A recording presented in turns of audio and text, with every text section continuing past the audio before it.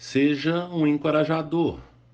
Olá, onde você estiver, quando você estiver, espero que você esteja bem, que o Senhor continue te abençoando e te prosperando. Estamos aqui mais uma vez para o estudo do livro de Atos, hoje, capítulo 4.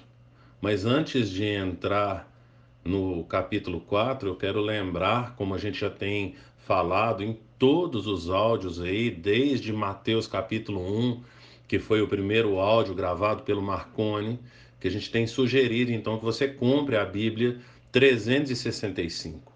Ela vai te ajudar a ler a Bíblia toda em um ano, e o desejo do nosso coração é que todos vocês que têm nos acompanhado aqui nos áudios, todos os membros aqui da Lagoinha Castelo e Lagoinha Toronto, que vocês leiam a Bíblia toda. Esse é o desejo do nosso coração. Para isso é que a gente tem falado então da Bíblia 365. Nela você vai poder ler um capítulo do Antigo Testamento, um capítulo do Novo Testamento, um salmo e um trecho de Provérbios. E isso vai fazer com que ao final, se você fizer isso diariamente, ao final você terá lido aí a Bíblia toda em 365 dias, um ano. Então faça isso. A gente pede também que você venha curtir esse vídeo, curtir esse áudio, curtir a nossa página, se inscreva na nossa página e compartilhe também aí com seus amigos. A gente tem também incentivado vocês a participar dos nossos estudos. Temos um estudo na segunda-feira à tarde, onde nós estamos lendo o Sermão do Monte. À noite nós temos estudado aí o panorama bíblico. Às quintas-feiras à tarde e à noite temos estudado o livro de Atos. E no domingo a gente tem aí a nossa escola bíblica, que vamos começar então com o estudo do livro de 1 Pedro. Então, após essas breves recomendações, sugestões, vamos entrar então no capítulo de hoje, que é o capítulo 4, Atos capítulo 4. E eu quero destacar o finalzinho ali de Atos capítulo 4. Na verdade, eu vou ler os 4 últimos versículos. A partir do versículo 34, fala que não havia pessoas necessitadas entre eles, pois os que possuíam terras ou casas as vendiam, traziam o dinheiro da venda e o colocavam aos pés dos apóstolos, que o distribuíam segundo a necessidade de cada um. José, um levita de Chipre, a quem os apóstolos deram o nome de Barnabé, que significa encorajador, vendeu um campo que possuía, trouxe o dinheiro e o colocou aos pés dos apóstolos. Hoje eu quero citar um trecho aqui, então, do livro A Mensagem de Atos até os Confins da Terra, do John Stott. E ele fala que, tendo retratado a solidariedade de amor gozada pela Igreja de Jerusalém, Lucas fornece ao leitor 2 exemplos contrastantes. Barnabé, cuja generosidade e sinceridade cumpriu o ideal, e Ananias e Safira, cuja ganância e hipocrisia o contradisseram. Barnabé, que significa filho da exortação, era um codinome dado pelos apóstolos a José, levita, natural de Chipre, devido à sua prontidão em ajudar.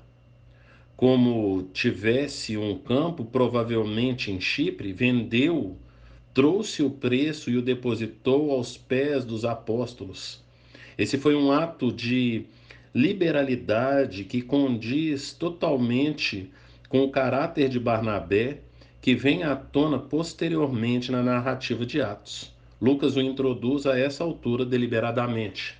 Então, aqui é a primeira vez que a gente vai ver aí citado o José, que também era chamado pelos apóstolos de Barnabé. É importante destacar isso aqui porque a gente vai perceber a importância de José ou Barnabé na vida, inclusive, do apóstolo Paulo. Ele que vai resgatar, então, o apóstolo Paulo lá na cidade dele.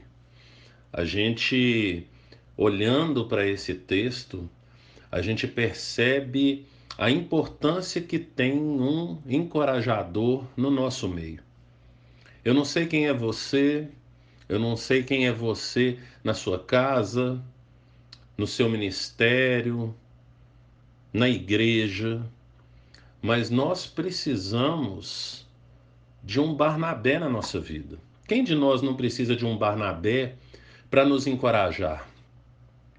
Aqui o texto está falando a respeito, então, das dificuldades que a igreja, que começou, como a gente falou lá no capítulo 1, né? A gente falou a respeito de fazer o que lhe foi ordenado, o resultado da obediência. Depois, ontem, nós falamos a respeito do agir de Deus a partir dessa obediência. Mas se você tem ido além desses versículos que a gente tem destacado nesses áudios, e você leu bem aí a história, você viu tanto que os apóstolos sofriam perseguição, não é assim?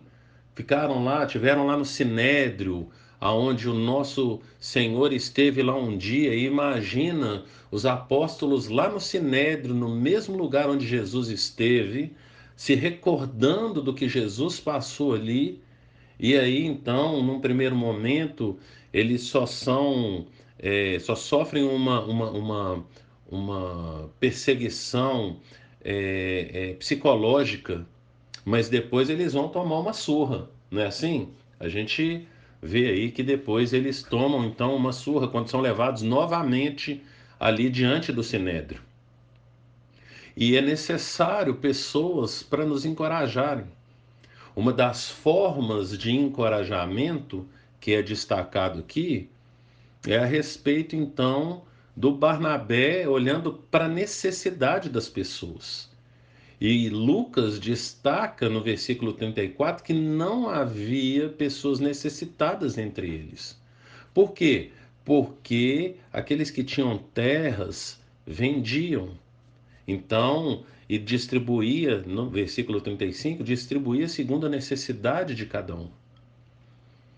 Qual é a necessidade das pessoas que estão à nossa volta e como nós podemos encorajá-las? Nós fomos chamados também para encorajar as pessoas. Eu gosto muito de uma citação do Ed Renekiewicz, que ele fala que Deus nos abençoa para que a gente possa tomar um sorvete e pagar um sorvete para o irmão. E olha que bênção é, porque às vezes a gente desfrutar de algo sozinho não tem graça, a gente precisa de companhia para desfrutarmos daquilo que o Senhor tem nos dado. Mas mais do que isso, nesse momento em que a gente vê aqui na história a participação do Barnabé, ele é aquela pessoa então que ajuda a igreja a não desfalecer, ajuda a igreja a avançar, porque nós, como igreja, temos que avançar. Nós temos que avançar, porque Jesus falou que as portas do inferno não haverão de prevalecer. E para que isso aconteça, para que a gente avance, precisamos de Barnabé no nosso meio.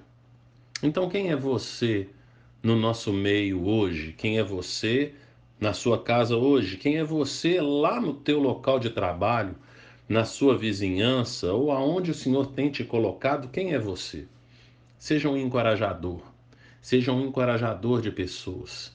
Seja um encorajador a ponto de lembrar as pessoas que vidas importam, que o Senhor Jesus morreu por vidas, para que a gente venha ter vida e tenhamos em abundância. Seja um encorajador de pessoas.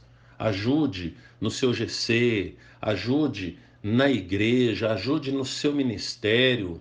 Vamos fazer o melhor que nós pudermos, porque, como está escrito, tudo que fizermos, devemos fazer como se fizéssemos para o Senhor, porque é dele que nós recebemos, então, a recompensa.